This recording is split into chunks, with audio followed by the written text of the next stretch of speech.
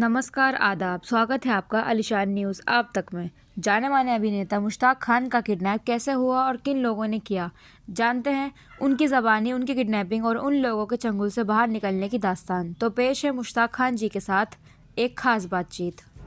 सोचा भी नहीं था, सपने में भी नहीं सोचा था। इतना सच है जैसे कि आपको मैं देख रहा हूँ और सुन रहा हूँ और आप मुझे देख रहे हैं, सुन रहे हैं, ये उतना ही सच है। ये फ़ोन मुझे आता है अक्टूबर का लास्ट वीक था और मुझे एक फ़ोन आया, Mushtaq sir how are you, कैसे हैं आप। तो मैं अच्छा हूँ। कौन बोल रहा है? राहुल सैनी बोल रहा हूँ सर। पहचाना? नोएडा में मिले थे। अब सर मैं हकीकत बता रहा हूँ और नोएडा में मुझे हाँ कहना पड़ता है, ये हकीकत है। और मैं क्या, मैं सारे लोग ऐसे बोले हाँ हाँ हाँ, हम लोग बोलते हैं ना हाँ हाँ हाँ, या हाँ हाँ पहचान। अब इसके अलावा आप क्या बोलेंगे? हाँ बोलिए बोलिए, क्या बात है सर। एक हमारा एक अवार्ड शो है, हमको अवार्ड देना है, लोगों को सम्मानित करना है, उन लोगों को जिन्होंने अपने अपने फील्ड में ऐसा ऐसा काम है। उसमें डॉक्टर्स भी हैं, उसमें आर्मी पर्सनस भी हैं, कुछ खिलाड़ी भी हैं। तो ऐसे ऐसे ऐसे हैं जो अब बुजुर्ग हो गए हैं, तो हम उनको सम्मानित करना चाहते हैं। मैंने कहा चलो ठीक है ठीक है ठीक है। मैंने कहा कितने कितने लोगों को करना पड़ेगा सर? ऐसे ज़्यादा कुछ नहीं सर, कम से 25-30 लोग होंगे हैं, और एक छोटा सा गेट टुगेदर है सर, ये होगा, आपको आना है। मैंने कहा यार देखो ये बताओ तुम्हारा बजट क्या है। तो उसने बोला कि सर हमारा बजट 50,000 का है। नहीं यार, मैंने कहा ये 50,000 तो कम है। वो मैंने कहा कम से कम 1 लाख रुपए होना चाहिए। सर 1 लाख रुपए तो ज़्यादा हो जाएगा, ऐसा है वैसा, आप कीजिए ना कर सर प्लीज़। सर आप हार्डली 1 घंटे में आप स्टेज में नहीं रहेंगे, हार्डली 1 घंटे में आपको हम फ्री कर देंगे। अरे यार मैंने कहा चलो ठीक है। मैंने कहा नहीं यार लेकिन सर, अच्छा मैंने कहा 75,000 कर दें। चल मैं करता हूँ, लेकिन 50 तो 100%। तो उसने सर, ये बात हुई मेरी, और नेक्स्ट डे, हाँ नहीं नेक्स्ट डे नहीं, उसने 4 नवंबर को 25,000 रुपये अकाउंट में डाल दिए। 25,000 रुपये अकाउंट में डाल दिए। और 8 तारीख को मेरी टिकट हो गई बॉम्बे से दिल्ली, 15:45 मतलब 3:45 की एयर इंडिया की फ़्लाइट भी उसने कर दिया। और उसके बाद उसने जब ये करने के बाद उसने बोला सर आपके पैसे भी आ गए। मैंने कहा हाँ आए तुम्हारे 25,000 रुपये। और बोले आपने टिकट भी मैंने कर दिया। हाँ ठीक है। उसके बाद रिटर्न टिकट भी किया सर उसने नेक्स्ट डे की, मतलब 21 तारीख की 1 बजे की टिकट भी, रिटर्न टिकट भी कर दिया उसने। मैंने कहा ओके ठीक है ओके। फिर सर हम भूल गए, अब चलो ठीक है चलते रहेगा। And that day the election था उस दिन 20 तारीख को। फिर मेरे को अचानक याद आया, मैंने कहा यार उस दिन तो इलेक्शन है। फिर मैंने टिकट देखा, मैंने कहा 4:45 बजे की फ़्लाइट है, सुबह में वोट दे के आराम से हम जा सकते हैं, नो प्रॉब्लम। फिर उस दिन हमने, और उसके बाद फिर उसका फ़ोन भी आया, सर याद है ना कल आपको आना है। मैंने कहा हाँ हाँ हाँ हाँ यार। मैंने कहा यार इलेक्शन भी है यहाँ पर। बोले सर आपकी टिकट ही 3:45 बजे की, वो टेंशन नहीं है। मैंने कहा चलो ठीक है नो प्रॉब्लम। अब उसके बाद सर हमने तैयारी की सुबह उठ करके, और अपना वोट डालने गए वाइफ के साथ, वोट डाल के आए। और कुछ 2:20 से 25 मिनट में मैं एयरपोर्ट पहुंच गया। वहाँ जाके पता चला कि फ़्लाइट 1 घंटा लेट है। 1 घंटा लेट है मतलब कुछ 4:45-5 बजे का टाइम बता रहा था कि अब फ़्लाइट आपकी 1 सवा घंटा लेट हो गई।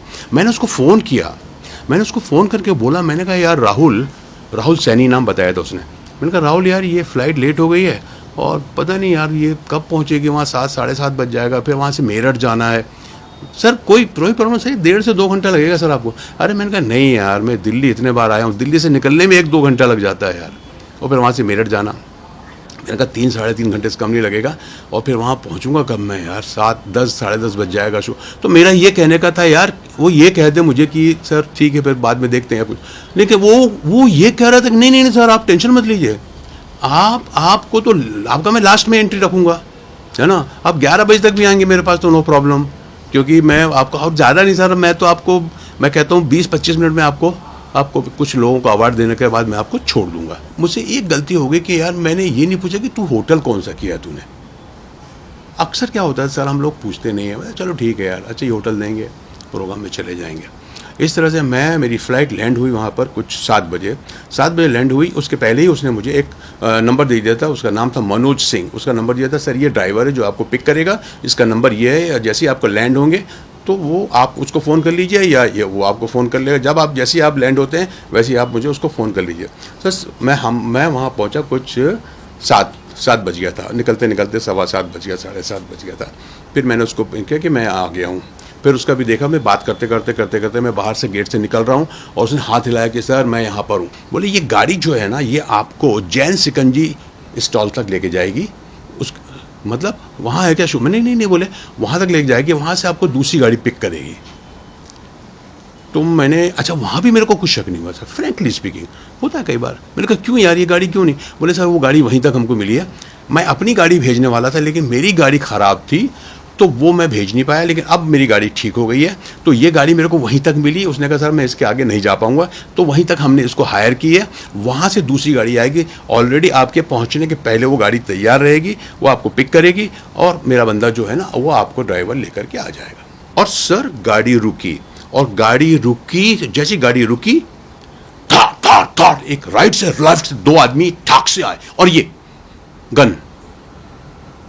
I was shocked. मेरे क्या भाई क्या हुआ, क्या हुआ? चुप, आवाज नहीं निकालना नहीं तो चल जाएगी। अरे मैंने कहा क्या मजाक, मुझे लग रहा है मजाक हो रहा है, मुझे लगा क्या कर रहे हैं। अब देखिए साहब वो जो बीच वाली सीट जहां मैं बैठा था ऑलरेडी एक आदमी बैठा था, अब इधर से एक आदमी और आ गया, इधर आदमी दो आदमी, अब यहाँ चार हो गए, चार के बीच में हम दो हैं अंदर। अब वो मैंने कहा यार ये क्या कर, चुप बिल्कुल, चलो गाड़ी चलने लगी। गाड़ी जब थोड़ी देर चली ना तो वो जो बंदा था जो शिकंजी से मेरे साथ बैठा हुआ था बोलता एक मिनट रुक रुक रुक रुक रुक रुक रुक, वो उसको उन्होंने निकलने दिया और मेरे को दबोच लिया, तो वो बंदा उतर गया। अब हम लोग जो है मैं बीच में हूँ और इधर ये है इधर ये है, सामने वही ड्राइवर जो वहाँ से दिल्ली से लेके आया था, सिर्फ गाड़ी चेंज किया और वो आदमी। इस तरह से हम लोग वहाँ से चले। वहाँ से चलने के बाद सर उन्होंने मेरे को चलते रहे और कुछ देर के बाद उन्होंने मेरे को चादर डाल दिया और बोले तुम सो जाओ यहाँ पे, बिल्कुल छुप जाओ, नीचे हो जाओ, कुछ मत करो। मैंने कहा बस बात नहीं करो बस। मैंने देखा एक 10 बाई 10 का रूम था जो चारों तरफ से बंद था और मेरे सामने कम से कम 6 बंदे थे। मैंने कहा क्या चाहते हो आप लोग? बोले चाहना क्या है, बस पैसा चाहिए, 1 करोड़ की डिमांड कर दी। और वो ट्राई कर रहे थे कि पैसा कैसे आएगा। वो एक आदमी जो था जो थोड़ा बहुत जानकार था इसका, बाकी लोग तो सब मुझे ऐसे ही लग रहे थे। एक था बोले यार तेरा पैसा कैसे निकलेगा, ये तो ऐसा तो निकलेगा। उनका ये था कि कैसे पैसे आए जो हमारे नाम पे ट्रांसफ़र ना हो, कहीं कैसे किसके कैसे क्या करे, तू कैश कर। पता नहीं कहाँ से हिम्मत आई, पता नहीं, बस उठा मैं,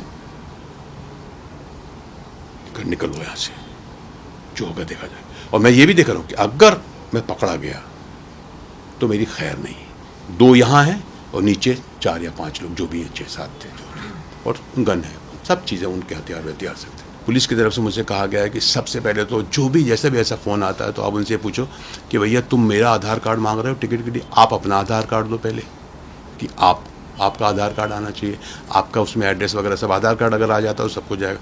ये जो प्रोग्राम है ये कहाँ कर रहे हो आप? तो बोले कि साहब ये प्रोग्राम हो रहा है यहाँ, आप उनका एड्रेस दीजिए, उनका पता दीजिए। उसके बाद अगर हो सके, और बल्कि करना चाहिए कि उस एरिए के पुलिस स्टेशन में आपको इन्फॉर्म करना चाहिए कि साहब यहाँ ऐसा एक शो हो रहा है, मुझे बुलाया जा रहा है, मैं वहाँ पर आ रहा हूँ। ये होना बहुत ज़रूरी है। और अगर हो सके और पॉसिबल हो सके तो अगर आप इस तरह के प्रोग्राम में जा रहे हो मेरे साथियों, तो ये कोशिश करो कि आप जब एयरपोर्ट में जाते हो तो आप उनकी गाड़ी में मत जाइए। उनको ये बोलो कि भैया मेरा वहाँ पे दोस्त है, या मैं ओला करके आ जाऊँगा या कुछ भी करके आ जाऊँगा, जो भी उसका पेमेंट होगा, जो भी उसका बिल बनेगा, मीटर होगा, वो आप दे देना।